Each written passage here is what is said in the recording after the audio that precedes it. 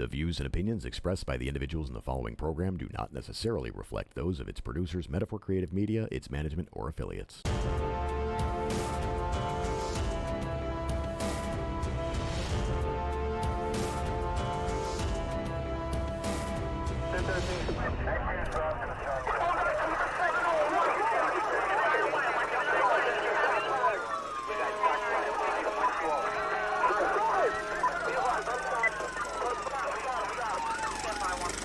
As police officers, we're witness to some of the most amazing things in life. Some comical, some horrendous, and some just plain miraculous.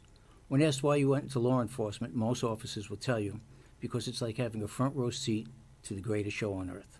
Today, we saved you a front row seat. This is Cobservations.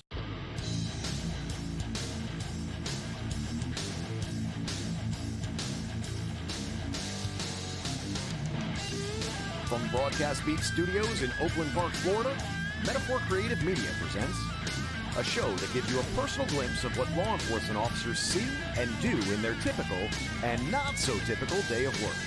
From walking the beat to detective, Rob has 35 years of law enforcement experience. Although the staff are all active or former law enforcement, any views, opinions, and all other show content are in no way official views, statements, or policies of any law enforcement agency. To talk to our host, call the podcast studio toll-free at 888-511-COPS. That's 888-511-2677. Hello again, and welcome to Cobservations, your front row seat to the greatest show on earth. I'm your host, Rob Lerner, along with my co-host, Gary Dickinson. We've been away for a couple of weeks, but now we're back. Gary, welcome back to Cobservations. Good to see you. Yeah, you too, buddy. I want to remind everybody we broadcast live every Thursday night at 7 p.m. from the Broadcast Beat Studios located in Oakland Park, Florida. Here on Cobservations, we attempt to give you a personal glimpse of what law enforcement officers go through on a daily basis. We also talk about recent events, happenings, and the latest hot topics pertaining to law enforcement that not only affect officers, but you, the general public, as well. If you have a question, comment, or a story you'd like to share, you can join the conversation by giving the podcast studio a call toll-free at 888-511-COPS. That's 888-511-2677. You can also instant message your questions or comments live on our Facebook page. On past episodes, some of the topics we discussed were attacks on police officers, police suicide, 9/11, car stops, and vehicle pursuits. Tonight I want to change it up a bit and talk about our four-legged partners, the unsung heroes who play a vital role in law enforcement. Tonight's episode will be the first of a two-part special where we'll discuss the use of K-9's and how vital they are to law enforcement. On next week's show, part 2 of this special episode, our guest will be an officer with many years of K-9 experience under his belt and is the current commanding officer of the K-9 unit for the Sheriff's Office. So tonight we're inviting all K-9 handlers out there to give us a call at 888-511-COPS. That's 888-511-2677. And I promise we don't bite. So give us a call. We'd like to hear from you guys. Hey, Gary, I know speaking with you in the past, you have a nephew that was in law enforcement back in New York. Yes. And you wanted to pay tribute to one of his partners. Yeah, he was Greg worked at NYPD at the actual 9/11 site, and he ended up getting leukemia. But before that, he went out to Nassau County, got a job. Him and this kid, Arthur Lopez, ended up being partners, and they were really close. And then they separated because one transferred, you know how it goes. But police officer Arthur Lopez, Nassau County Police Department, New York, was killed in line of duty. His end of watch was October 23, 2012, 7 years ago. Police officer Lopez was shot and killed while attempting to arrest a hit-and-run driver at the intersection of 241st Street and Jamaica Avenue. Officer Lopez and his partner observed a vehicle they believed that had involved in a hit-and-run accident near the border of Nassau County and New York City.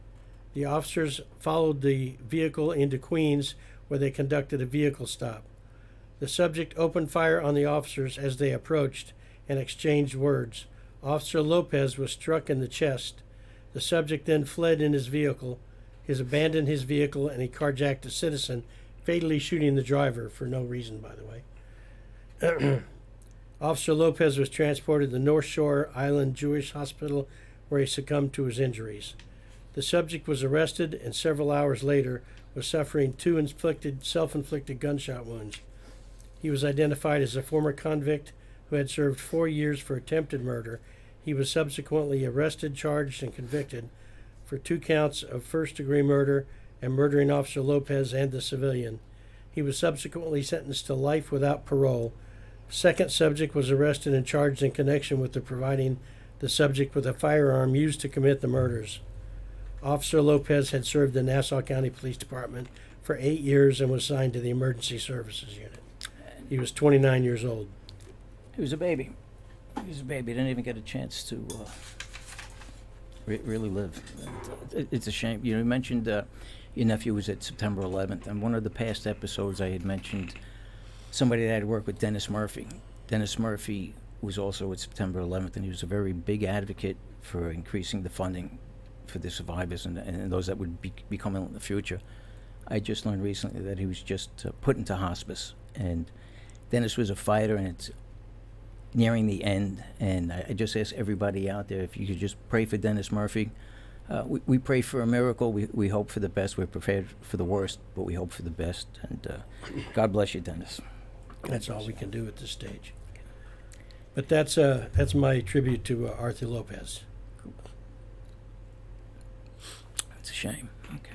Before we get into tonight's topic, like always, I'd like to discuss some recent events in the news pertaining to law enforcement. And one of them in particular, which is appropriate for the topic tonight, there was a Ohio K-9 that found a missing 3-year-old in 10 minutes.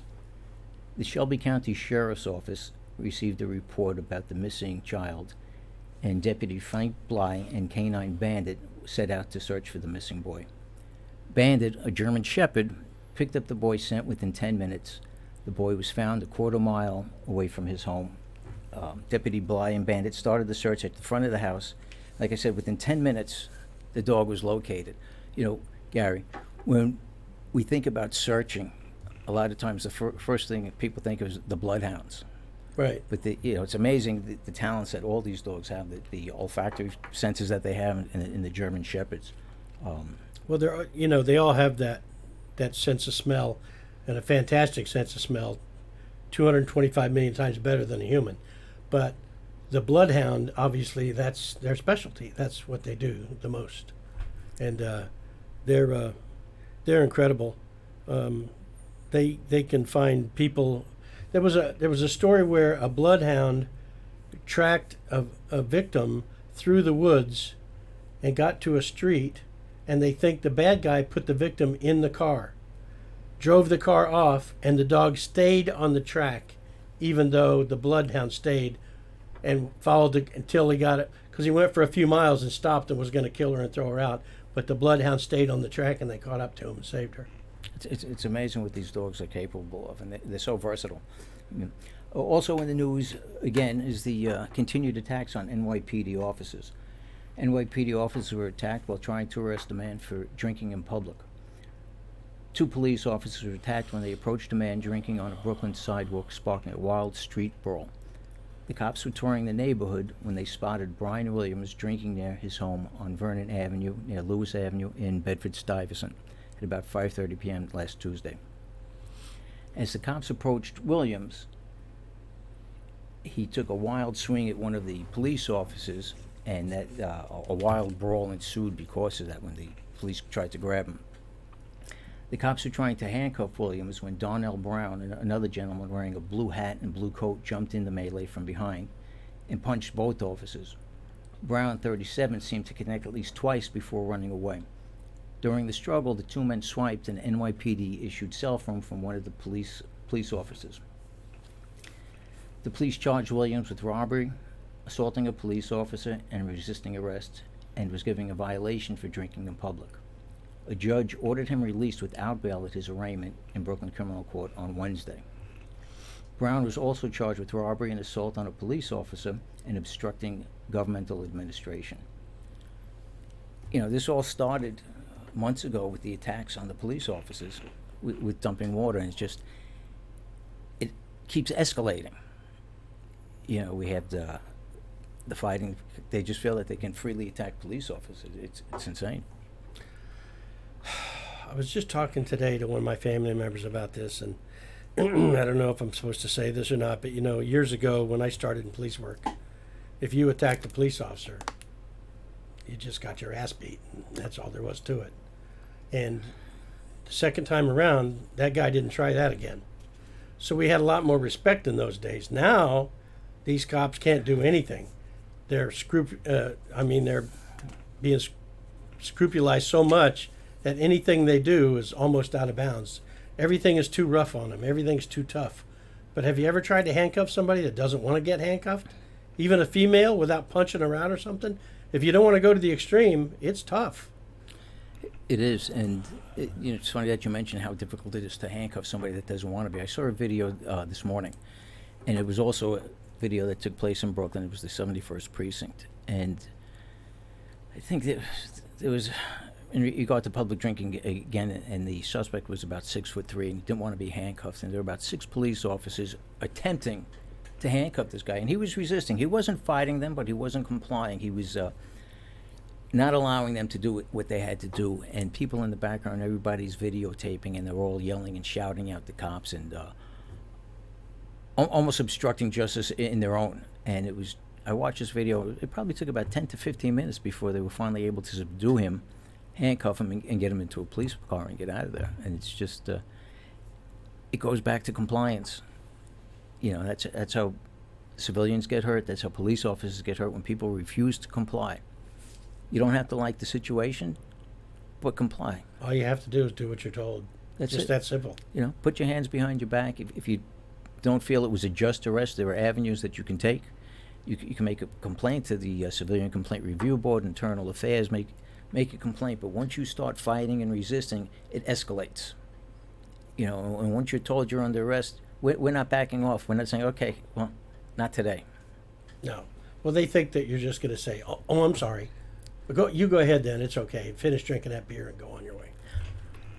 And in that story, in that video, there was a follow-up story where they said that there was a police sergeant that was on the scene in a police vehicle who allegedly told them not to make the arrest, which I kind of find hard to believe after you see everything that took place when you watch the video. It was...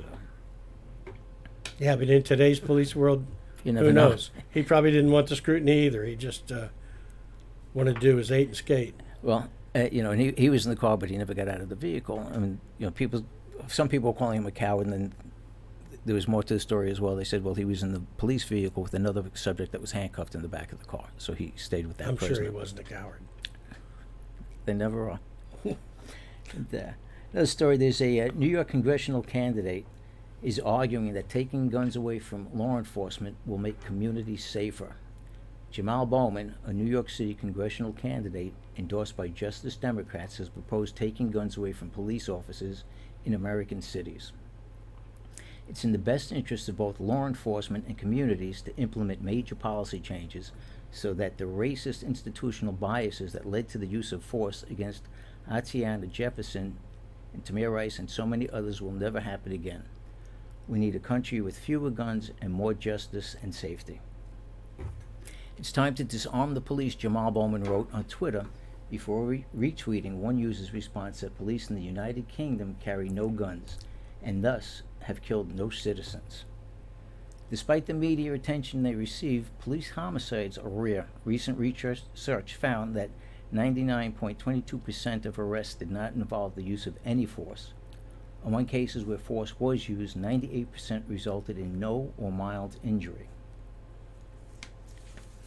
According to the Washington Post database of police use of fatal force, there have been 32 police shootings in New York City and the 5 boroughs since 2015. Just one of the individuals killed at that time was unarmed. Another was carrying a fake pistol, which he had just used to rob a bodega, and pointed at the officers who shot him. Both of these cases were part of the 14 deaths in New York in 2019 figures to date. Gary, how would you like to be a police officer in a big city where crime was pretty rampant and not allowed to carry a firearm? That wouldn't happen. I wouldn't. Could you imagine? I wouldn't be there. But, I just read about what happened to Arthur Lopez. And let's let this Jamal, whatever his name is, from Jamal Bowman from New York City, explain this case. Why this kid shouldn't have a gun when he got shot twice in the chest trying to apprehend this guy. And as far as the police in Britain goes, years ago they did away with guns in Britain, handguns. So the cops didn't carry guns because it wasn't so necessary, but they would beat the hell out of you in a heartbeat. But the point is, though, that nowadays more and more British police are carrying guns, and not all of them, but they're specifying certain officers and certain supervisors, and in a group of officers, one at least would be armed with a gun, but they keep it in their jacket where it can't be seen, because they have these Jamaican drug gangs over there, as you and I both know, are extremely violent. So that's not really true that they're not carrying guns, but it's a different situation in this country because we have the Second Amendment. All the guns are out there. But we also know that good guys don't have to get guns, but the bad guys are going to get and keep guns that they steal. Bad guys don't go into Kmart and fill out a form and say, I want to buy this AR-15, I want to buy this .45 automatic. They just steal the guns. So, it's funny. I took my family not long ago to, I don't want to give them a free plug. Go ahead, give them a free plug. Chuck E. Cheese. And we walked up, and of course I have my firearm on me because I always carry. And they had a sign on the door that no firearms allowed. And I thought, well, that's real smart because you have a whole place full of kids, and they don't want me in there with my gun where I could protect them. But do you think a bad guy that intends to kill a load of kids is going to walk up to that door and go, oh, man, I can't carry my gun in here? Let me go find someplace else. Yeah, come on. If they're going to kill a load of kids, they don't give a damn about your sign. Yeah, it's amazing. You imagine years ago, I guess back in the 1800s also, a lot of the police officers, too, didn't give the appearance of carrying weapons. They also carried them inside their jackets. And it wasn't until later on where they started wearing them as a sidearm. Yeah.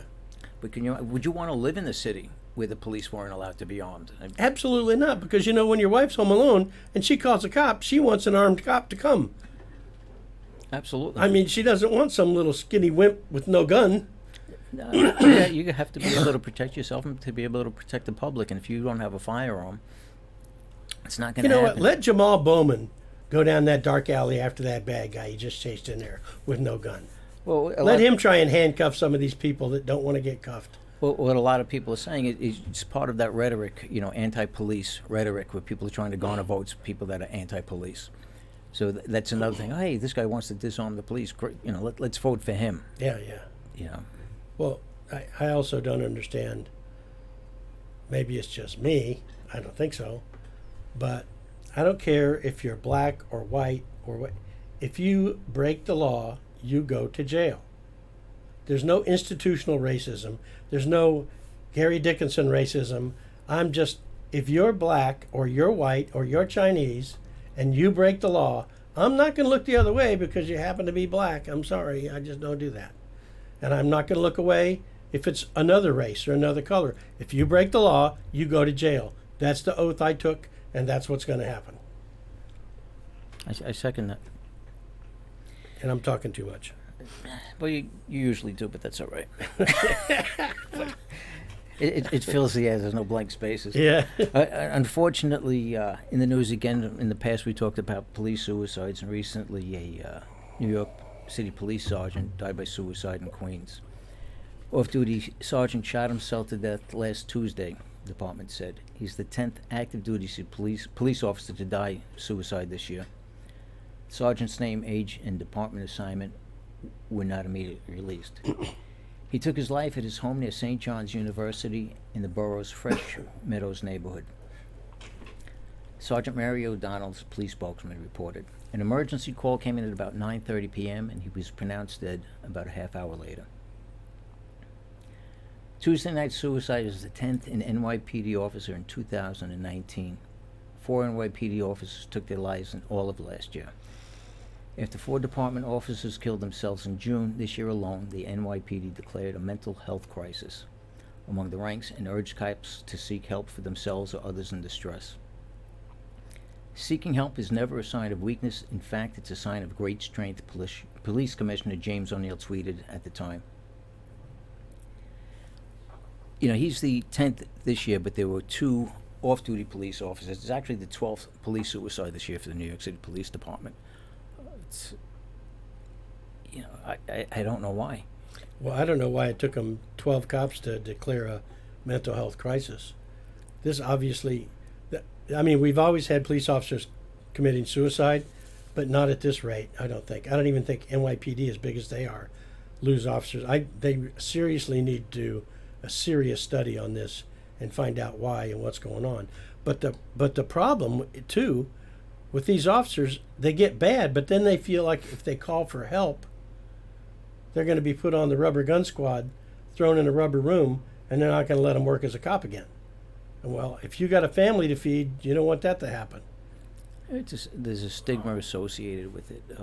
You know, there's an organization we've talked about in the past, PAPA, and they can be reached at 888-267-7267. It's 24 hours, 24 hours, 7 days a week. It's manned by police officers as well, people that can help. It's a group of the police officers' peers. Yeah.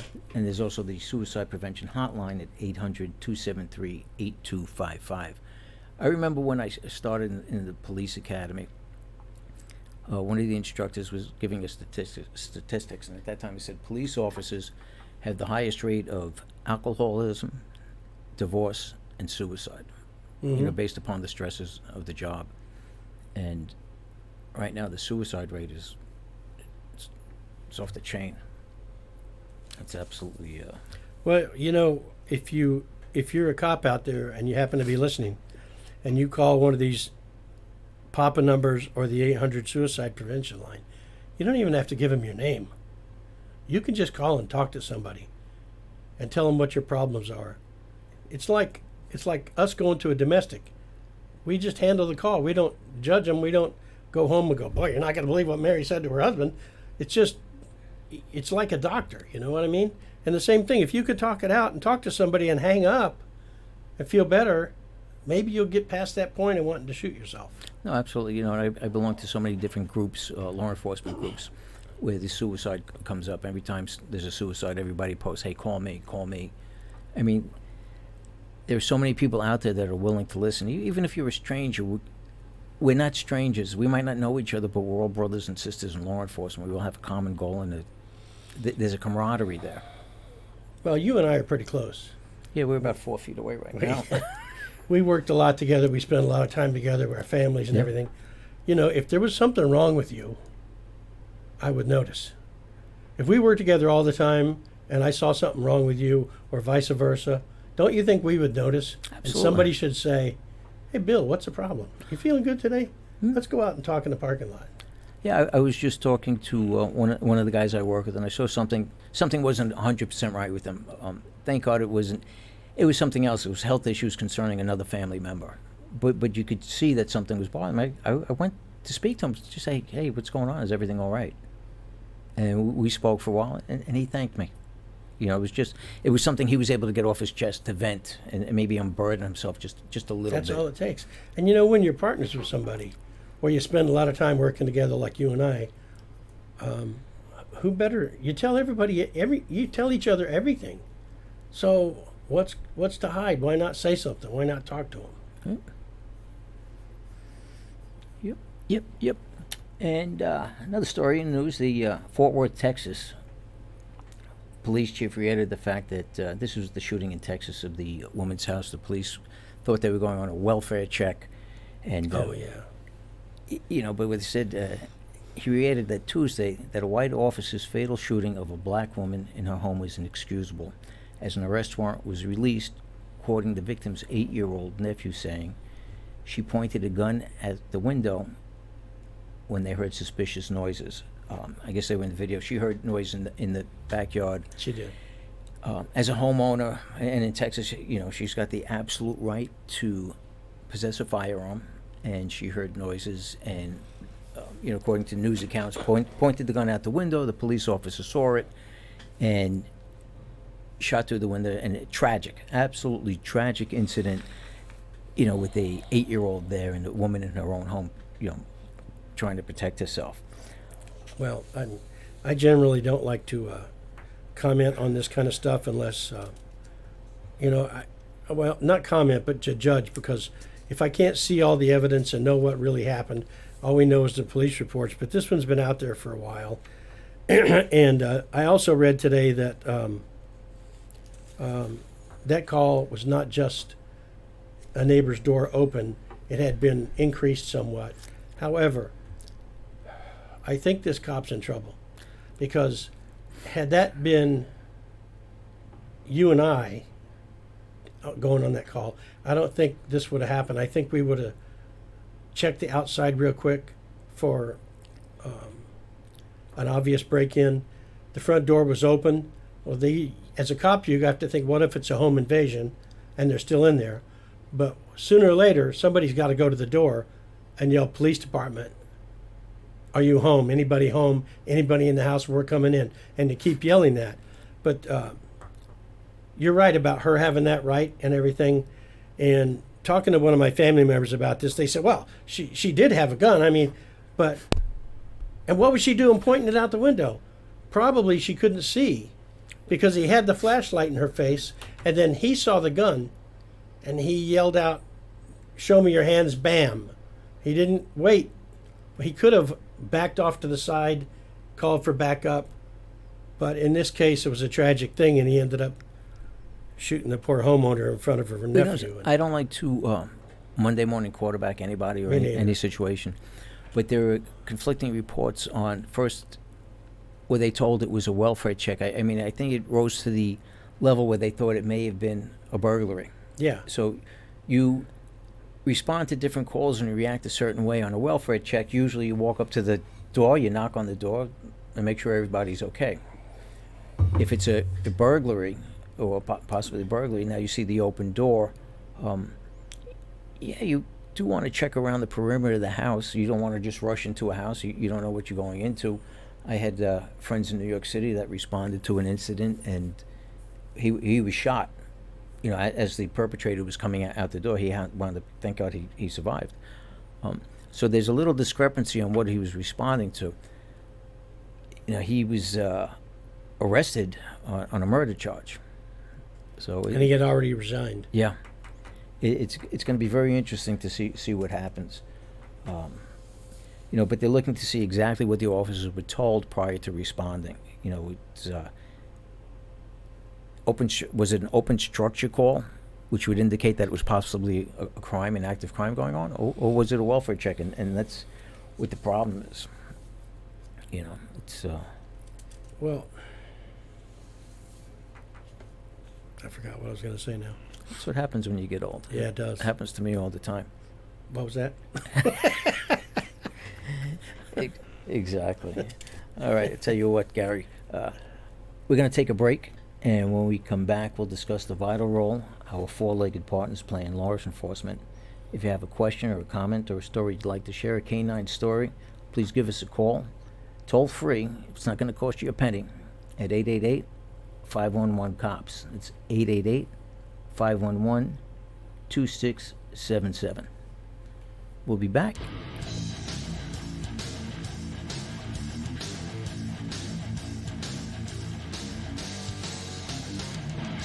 If you or someone you know would like to appear as a guest on the show, you can book your appearance on the Copservations Facebook page, or you can email the show directly at copservations@yahoo.com.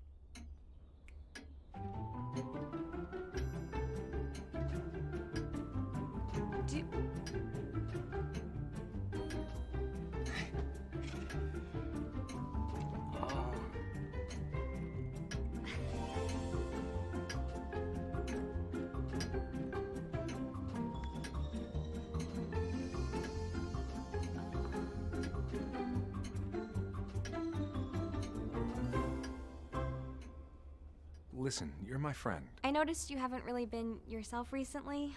Yeah, I feel like something's up. How are you? Are you okay? Is there anything you want to talk about? I just want to know how you're feeling. And listen, even if you don't know what to say, I'm here to talk. No matter what you're going through, I just want you to know I'm here. I've got your back. When you want to talk, I'm here.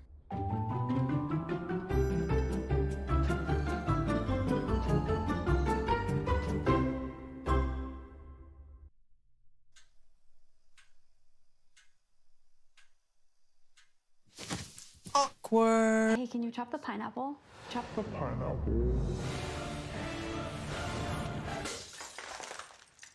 Nope. I'm high. How about I wash off the grapes? Yes. Okay. You're already making good decisions when you're high. I want tacos. Will you drive? I'm a little toasty.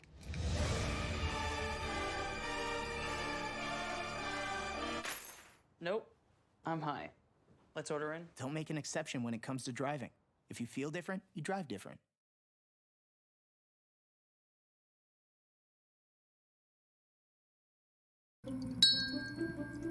How to continue the talk with your friend about their mental health after you ask about how they were feeling. Put down that phone. Do it.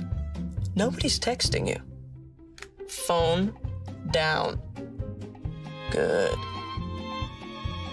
Now it's time to listen. If they're not ready to talk yet, check back in later. I'm always here if you want to talk. Okay? That was great. Find out how you can help a friend with their mental health at seizetheawkward.org.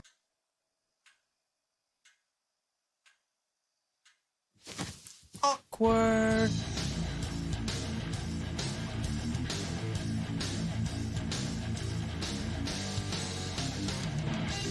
To talk to our host, call the podcast studio toll-free at 888-511-COPS. That's 888-511-2677. Now back to our host. Welcome back to Copservations. Tonight, Gary and I are discussing the vital role our four-legged partners play in law enforcement.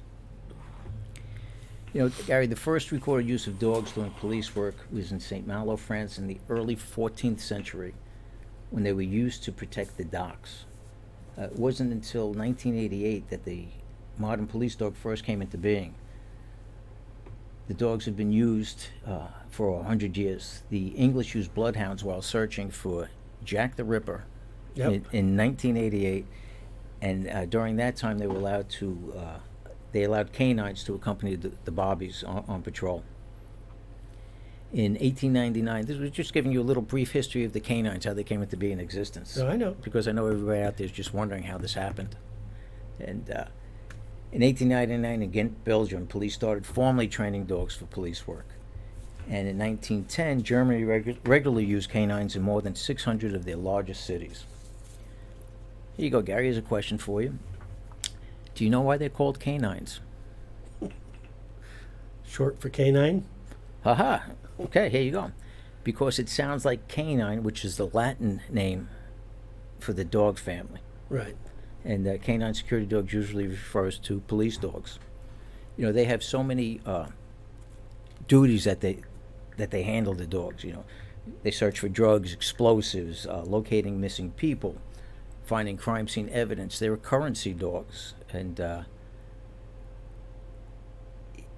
you know, it's amazing, the currency dogs. I saw that at the airport one time. I was working with these intervention guys, and they were doing the overseas flights, and they would have the dogs, and they would walk the dogs down the jetway to smell currency that people weren't claiming in the bags. It's just amazing how sensitive that their noses are.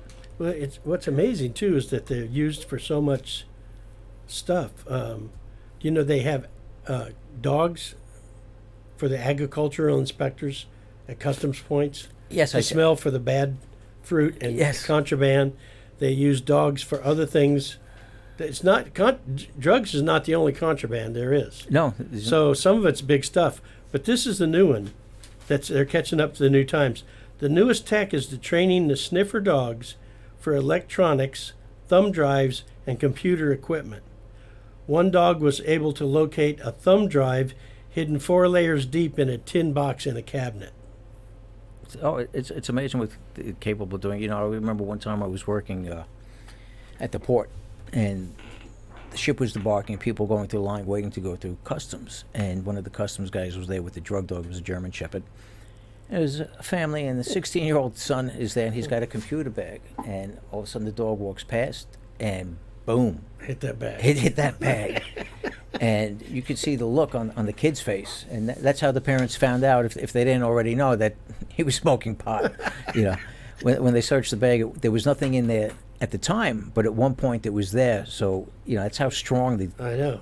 They were. Well, I did that too with the K-9s at the airport with the drug dogs, and they had wrapped. They were smuggling in marijuana in boxes, and they had wrapped them over and over and over in the Saran wrap, and then every so often they would put what are the fluffy things you put in the dryer? I forget what they're called. The fabric softener sheets. Yeah. And they would wrap, put another flag of stuff, and they'd wrap it all kind of ways, and it would be as a scrape, this much dope and this much of wrapping. Right. And all this, and the dogs hit on it just like that. It didn't matter what you put in there, he's going to hit on that drug. It's amazing. These dogs really are. They have to remember so many different commands, and just hand gestures alone, the way they train them. Oh, yeah, I know. I trained dogs like that. I had them. The most commonly used dogs are the German Shepherd, the Belgian Malinois, and the Bloodhounds. Dutch Shepherds and Retriever breeds are also used. Recently the Belgian Malinois has become the dog of choice for police and military. Oh, you got a picture of your dog? Yeah, man. Yeah. The Malinois, they like them because they're intensive drive and focus. They're almost like they're on steroids. These dogs are just like so eager to work. Yeah. And the Malinois is small. And they love it. And they work for something small. Yeah. A baseball. You a just Kong. Throw them a ball. They don't care. It's amazing. I can't get my dog to sit if I don't have a treat in my hand. And these dogs, all they want is a toy. I can't get my granddaughter to clean her room with $100, let alone. I'll clean my room for $100. Yeah. The reason why they like the Malinois also, it's smaller, more agile, and generally have less health issues than the German Shepherds. But they say a well-bred working line German Shepherd is just as successful and robust as the Malinois. I'll tell you a quick story about. Yeah, is that yours? Yeah. That's. Wait till they get on me. They can zoom. Can you zoom in on this phone here? There we go. It's got very white teeth. Looks like an alligator. Look at those teeth. I know. You don't want to be on the wrong end of this dog. No, I was working at the airport one time, and one of the handlers, one of the TSA dog handlers. I forgot I had that picture. Mike Ivey had a dog, Dino. Dino was he was a shepherd from Holland. The dog was absolutely beautiful. Long black hair, blue eyes, and I used to play with him all the time. Every time I'd see him, I'd pet him and I would play with him, and I knew the dog really well. One night I was talking to Mike and I was playing with the dog, and he puts him back into the vehicle, and we're outside the car and we're talking. Mike says to me, "Hey, you should see the new carbon monoxide detector they put in the car, I guess, for the dog's protection." Yeah. So I said, "Oh, really?" He said, "Yeah, it's right up there." And I stick my head in, and I look up, and as I'm looking, I hear him say, "Be careful." And all of a sudden, Dino, who I was just playing with a minute ago, whoop, and just missed my face. I mean, if I didn't get out of there in time, he would have ripped me to pieces. And first thing I said to Mike, Mike said to me, "Oh, dude, you're lucky." And I said, "No, dude, you're lucky." And the next thing was, "Boy, your dog has white teeth." Yeah. They get real territorial when they're in their car. Yeah, and even if they're not a trained bite dog. No, it was just I was invading his space, and it was, crazy. It was crazy. Well, that dog with white teeth, my dog, she bit a couple people. So you want me to? You can. Listen, I got a couple of stories about Scarlett. Her name was Scarlett. I was on the motorcycle unit, and I was supposed to go into the K-9 unit, and I talked to the sheriff about it himself, and he said, "Sure, no problem. Take that Doberman. Here's your K-9 car." So I had the car parked in front of my house, but I was still on the motorcycle squad. I never went to the dog squad because my Charlene came in after that a couple weeks later, said, "Listen, I'm pregnant, and I don't want you to work midnights." And that took care of that. But the point is, I was getting ready. I had my uniform on. I was ready to go. Had the motorcycle parked in the garage. I had a K-9 car parked in front of my house that didn't have any lights on top, which we call a slick top in police work. So she comes into me. She says, "Hey, I think this guy's out here is going to break in Bill's house." I said, "Come on, get out of here, Charlene. You know, I'm busy. I got to get." She said, "No, I'm serious." I said, "It's probably just some guy. He's a contractor. He's going by to get his check or something." She goes, "Well, maybe, but he's going to break in." So I said, "Okay." So I walk back and I look, and sure as sick, the guy's there. He rings the doorbell. He's looking around the neighborhood real suspicious. Goes up and he checks the windows and he checks the edge of the doors. And I'm thinking to myself, "Oh, man, this guy's he's going to really break in." So I'm thinking to myself, I call on the radio and I tell the BSO dispatcher to send the police to my home. Well, instead of going to Southwest, they went to the wrong address, so they're on the wrong side of town. Fortunately, once they got over there, one of the cops said, "Hey, I know Gary Dickinson. He doesn't live over here," and they started coming towards me. But I'm waiting, and they ain't showing up, and I'm thinking, this is not like Margate. Let me go, I'm going to get this guy by myself, and I ain't going alone, so I took my dog with me. So out the door we go. I meet the guy, had went next door, he coming out of the other neighbor's backyard, walking towards me. I tell him, "Get on the ground, police officer, I'm in uniform. Get on the ground, don't move, lay down." "Oh no, I'm just a painter. I'm looking for work and I'm just looking." I said, "Dude, get on the ground right now or you're gonna get bit." So I had the dog in my left hand so my gun hand would be free, and I reached out to grab the guy because he wasn't laying down. And I pulled him down and she lunged forward and they got too close and she latched onto his head and flipped him like a pancake on the ground. Huh. So she cut his scalp all up and everything, and her teeth slid off of his head, and I pulled her back. So I thought to myself, well, this is a perfect training thing. So I told him, "Lay down on the ground, don't move, spread your arms and legs." I laid the dog down in front of her, and I said to him, "Don't move, or the dog's going to bite you. You understand, she wants to bite you. If you move, she's going to bite you. Got it?" "Yes." I said, "Okay," and I walked around behind him. I told him I was going to check the house, but I walked around behind him and I stood there and I watched her. So I can show you, but they can't see on the radio, but she's glaring at him. She's only about 3 feet away from him. Well, they can see you on Facebook. Yeah. And she's, yeah, that's true. She's staring at him and he's staring at her, and she looked away like this and went back real fast. Tried to get him to run for it, you know? And I was like, oh my God, these dogs are really smart. And then she looked away the other direction and she turned her eyes to the corner to see if he was going for it. She was hoping. Yeah. But, you know, that was in the old days, and I wasn't even in the K-9 unit. And I'm thinking to myself, oh, shit. You know, my dog done bit this guy. So what am I going to do? Margate said, don't worry about it. We'll write it up and turn it in. And that was the end of that. What people don't know is that you have experience training Dobermans. Yes. So I'm sure the dogs... Well, I had been training dogs for a private competition called Schutzen, which is basically a police dog, German-style police dog training. But it's for civilians. And then there was another time with Scarlett when I took her out on a tracking mission in the field on Sunday mornings. I would take her out in the fresh plowed ground so I could lay the track and I could see where it was to make sure that she was on, so I could see by footsteps. And then at the end of the track, I would put some liver because I didn't have anybody with me as a trainer to, you know. So, and I had it just so happened, my foster brother was a Border Patrol agent, so he gave me a T-shirt that said U.S. Border Patrol, mean green, right in front, and I had that shirt on that day. So I'm taking her on the track about a mile to these the farm fields, you know, and there was a bunch of Mexicans and Spanish workers under the trees sitting over there, and so we're going along, and she gets to the end of the track, and I know she smells the liver, so I'm thinking to myself, so I always just let go of the leash and just let her run because I was on about a 30-foot leash. And she goes to the liver and looked up and went right past the liver into the bushes. Next thing you know, I hear this guy yelling in Spanish. I don't know what he's saying, but it was bloody murder. I run over there, and she comes dragging him out of the bushes by the leg. So I'm thinking, oh my God, what am I going to do now? You know, so I got this guy up, and I got my first aid kit out, and I bandaged up his leg and put him in the back seat. I put the dog in the front seat with me so she couldn't bite him anymore. So I drove up to the supervisor's trailer, and I knocked on the door, and he came out, and I said, I said, do you know this Mexican? You know this guy in the back? I don't know if he was Mexican or Guatemalan or whatever, but I said, do you know this guy? I said, he's trespassing on your property. You don't know him, do you?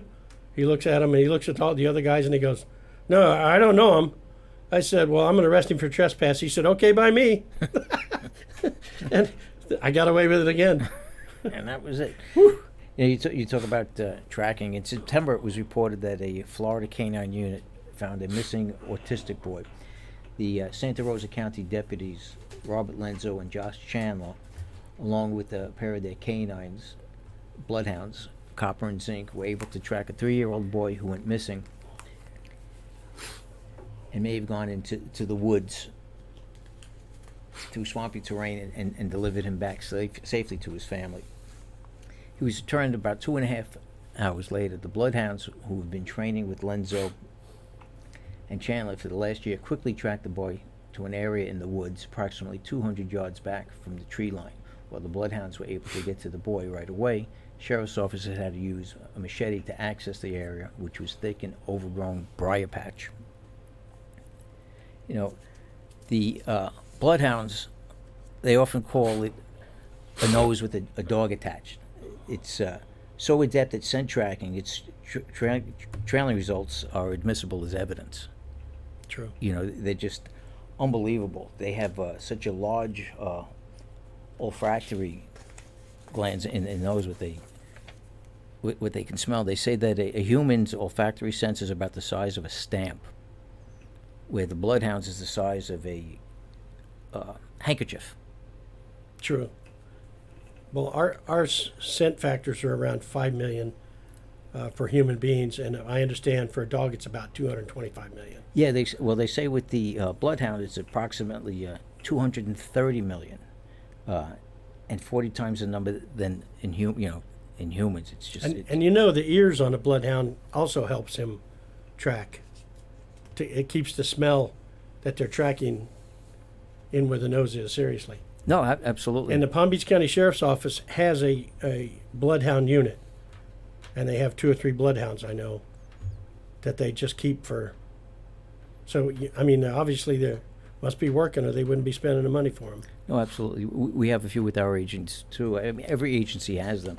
You know, the dogs are so keen on scent that they've been known to track for 130 miles. They've gone that far tracking. It's just amazing how once they pick up on the scent, they don't let go, and there's so many other scents that can get involved, but it doesn't throw them off. Well, you know, there's so many advantages for a police dog versus a human cop. I mean, they can run faster, they can jump through windows, they can go over fences, over walls, they can go over 8-foot walls, and they're just tremendous. They work twice as fast. They're fearful. They're not afraid of anything. Right, fearless. Period. Absolutely. Yeah, absolutely. Fearless dogs. That's what I meant, fearless. And, I mean, if somebody's shooting at them, they'll keep charging him. Let me stop you for a second, because how I just corrected you. I have to correct myself. When I was talking about the tracking of Jack the Ripper, it was pointed out to me that I mentioned 1988. Well, it was 1888. Really? Yes. Well, it was 1888. It was 1888. I said 1988. I didn't catch it. Well, Well, somebody caught it. Maybe he was back, you know. And brought it to my attention. But the point is, you know, they can also hire and train. Well, not hire. You don't hire a dog, but they can buy and train a dog and the handler, and set him up with food, the vet, everything he needs for home, for much less than hiring a recruit. To hire a recruit costs the salary plus all his benefits and everything. They say that I heard back that it was about $100,000 for to hire a deputy sheriff in all total costs. But a dog can do it all a lot cheaper, and then they get 2 for 1 that way.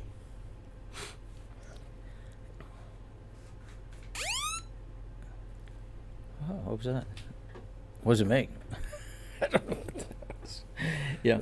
Does that mean I'm on too long? I don't know. It could be it's like a Mr. Peterson line. I don't know. But yeah, it's funny. You know, dogs. You talk about the dogs. They come from the wolves, and you know, I did a little research into this topic, so I wanted to know a little bit of what I was talking about. And I wish one of you K-9 guys out there would give us a call.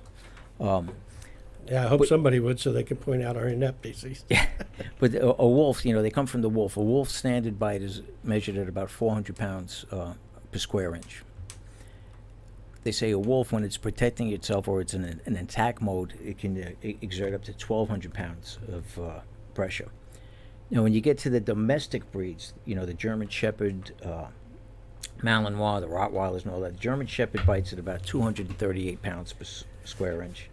The Malinois are about 195, and the Rottweiler comes in at about 328. Now, that's for a domestic dog, a dog that's not trained. Okay, there's another breed out there. It's called the Turkish Kangal, which is a herding dog, and it's there to protect the sheep and all that stuff. That dog has a per square inch bite of about 743 pounds. Okay. And they're huge dogs. Yes, they're monstrous. Huge, and they can take on a wolf by themselves with no problem. My niece has an Ovcharka, which is along the same lines. Okay. It does protection in the Caucasus mountain regions. It protects the herds and stuff. So all they have to do is train that dog that don't attack the herd. These are your charges. Your flock. It's your and flock. they take care of them. And these dogs are big and bad. She's got a big black one. It's a female, and it ain't that big, but it's a good 150 pounds. And I told her I'm not coming up there. I can't.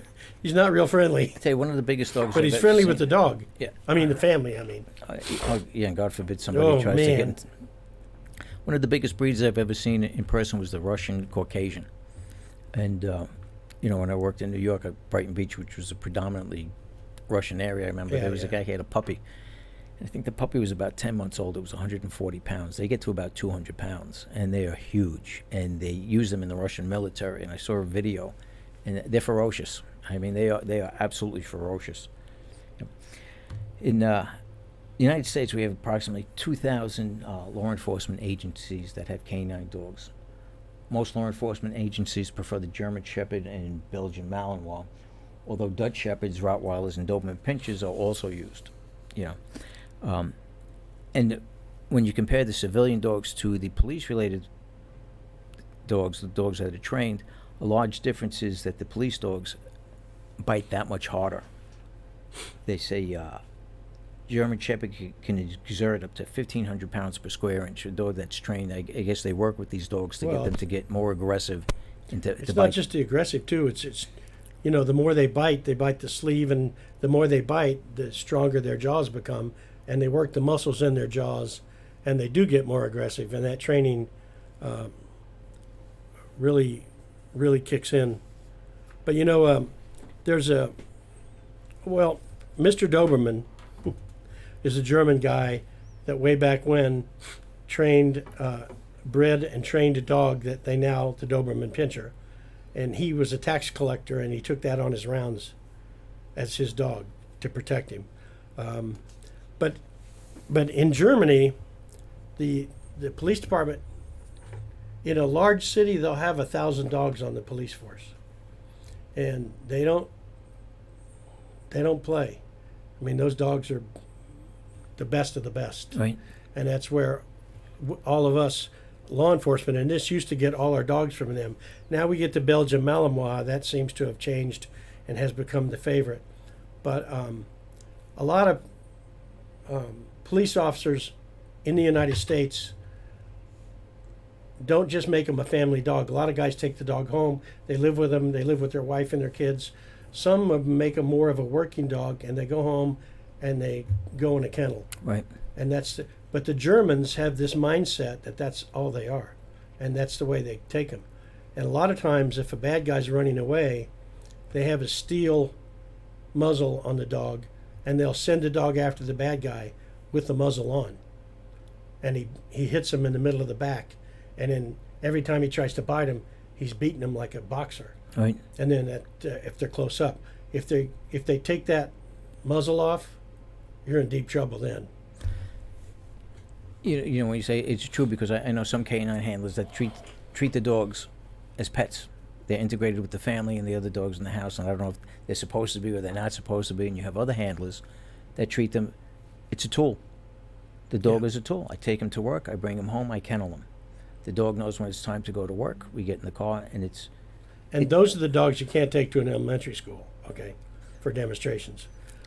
And it doesn't mean that the other dogs are bad. The pet dogs that live with the family, they're just as good. But I'm leaning towards the work dog attitude makes it a better dog for police work. But hey, one of you K-9 guys need to call in because I don't know for sure. That's right. Maybe you could straighten me out if I'm wrong. 888-511-COPS. Give us a call.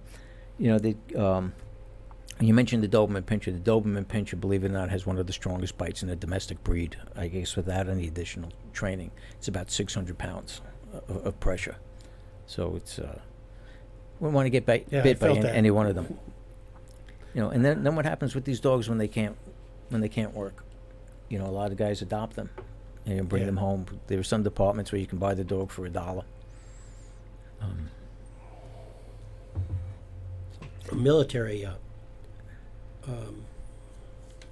Military dogs too. They just don't let them go home because they're governmental property. Sometimes and occasionally they let them go home. And there's a real good movie about that, and I can't remember the name of it, of course, that I saw on, I think it was Netflix, about a female handler that wanted to bring her dog home, and she finally got it. And what they'll do too, a lot of times, if the officer's no longer able to work, but the dog is, they'll just give it to another handler. That too. You know, recently they've been... Well, it depends on how, you know, if they're still workable. If they're still young, right, they can transfer them to another handler, but that's even a touchy thing until he gets to know the guy. Absolutely. But when they get older and they can't work anymore, but in war, they get injured a lot and they want to take them home. You know, recently there were talks about increasing the penalties for anybody that injured or killed a police K-9. Almost treating it as like line of duty death as a police officer, increasing the penalties for that, and, as they should. Well, as they should. And, you know, there was a recent incident in Palm Beach County where they were on a surveillance getting two guys that were wanted for murder. I think it was a murder. And they went to take them down in a parking lot of a mall, and they sent the dog after this guy, and he took his eyes off the cops because he had to shoot the dog, and he ended up killing him. Right. And, you know, they had a big police funeral just like, and you know, that the dog can't take an oath, but he does his job and he does it well. And he does it without reservation. They go above and beyond. They're fearless. They are fearless. You know, I've often said a K-9 partner is probably the best partner that you could have in the fact that you know that dog is not going to crap out. That dog is not going to leave you in the lurch, you know, where you're standing, you're in a confrontation with somebody. And there were times that other police officers stood there with their thumbs up their ass. You know, I saw, it's true, I saw a video today where, you know, these 6 police officers were trying to arrest this one guy, and there was one guy standing on the side, just doing nothing. That dog gives you 110%. That dog is willing to die for you in a heartbeat. You know? Yeah, in a second. You know, in some of the statistics, in 2018, there were 28 police K-9s died in the line of duty. And in 2019, there were 21 to date that were killed in the line of duty. 5 were from heat exhaustion, 5 were struck by vehicles, 4 from gunfire, 2 in training accidents, 2 by toxins, 1 was a duty-related illness, and 1 was due to a vehicle pursuit. During the pursuit, I believe the police car was broadsided and burst into flames, and they weren't able to get the dog out of the car in time. And well, you know, back when I was training my Doberman, my wife got upset because she wouldn't listen to her, and my wife would tell her, "Go over there and lay down," or "Go over there on the couch," or whatever, and she'd look at her, and then she'd look at me, and I'd say, "Go ahead," she'd go do it. But you were the alpha male. Yeah, and later on, when she stopped her training and stuff and got older, she stayed home. It turned out just the opposite. She just did everything. My wife, she just adored my wife. The movie that you were trying to come up is Megan Levy. Yep, and Megan. It's a great movie too. Megan Levy. So, I want to remind you that the show is broadcast live every Thursday night, 7 p.m. Eastern, on the Cobservations Facebook page and the Cobservations channel on the Metaphor Creative Media YouTube page. If you have a question, comment, or a story you'd like to share, join the conversation by giving the podcast studio a call toll free at 511-COPS. That's 2677. Don't forget, you can also instant message your questions and comments on our Facebook page. If you go to the YouTube channel, please subscribe. If you like the podcast, subscribe. We're going to take a break, and when we come back, we're going to wrap things up.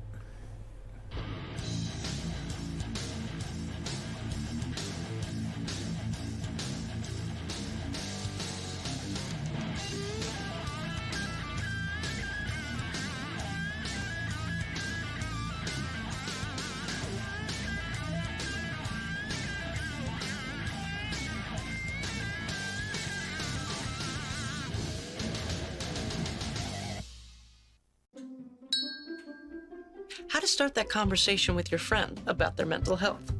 First, make sure you aren't too far away. Closer. Closer. Whoa, whoa, whoa, too close. Now ask something open-ended like, you all good? Are you all good? Or is everything okay? Is everything okay? Well done, awkward teenage actor. Actually, no. Thanks for asking. Find out how you can help a friend with their mental health at seizetheawkward.org.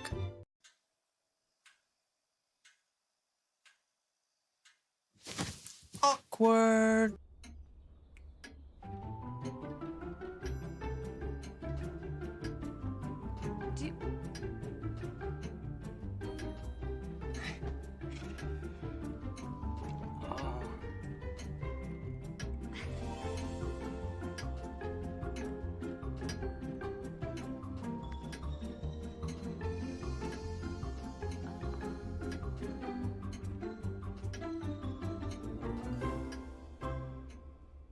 Listen, you're my friend. I noticed you haven't really been yourself recently. Yeah, I feel like something's up. How are you? Are you okay? Is there anything you want to talk about? I just want to know how you're feeling. And listen, even if you don't know what to say, I'm here to talk. No matter what you're going through, I just want you to know I'm here. I've got your back. When you want to talk, I'm here.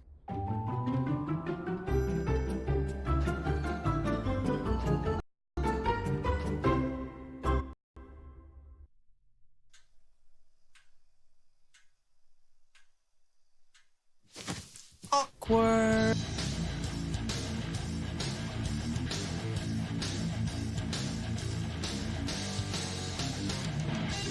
To talk to our host, call the podcast studio toll free at 888-511-COPS. That's 888-511-2677. Now back to Rob. Okay. That's all right. We'll do it next time. Welcome back to Conversations. The discussion tonight has been about canines, so as we always honor our fallen brothers and sisters, it's only appropriate that tonight we honor K-9 Hooch, a 7-year-old male beagle. K-9 Hooch was struck and killed by a hit-and-run tractor trailer on I-20 in St. Clair County while tracking an escapee from the St. Clair County Jail. K-9 Hooch and his handler responded to the area after the St. Clair County Sheriff's Office requested assistance from the Alabama Department of Corrections tracking team. Hooch tracked the subject to I-20, and his handler requested that deputies stop traffic on the interstate so they can cross and continue the track. A vehicle slowed down, but a tractor trailer behind it could not stop and swerved around it. The semi struck K-9 Hooch, killing him, and failed to stop. Deputies were not in a position to stop the vehicle. K-9 Hooch had served with the Alabama Department of Corrections for 7 years. Thanks for tuning in, and remember, we broadcast live every Thursday night at 7 p.m. Eastern on our Conversations podcast Facebook page and the Metaphor Creative Media Conversations YouTube channel. Next week, we're going to have some special guests, some canine handlers, and we're going to have their four-legged partners with them. So until next week, stay safe and God bless.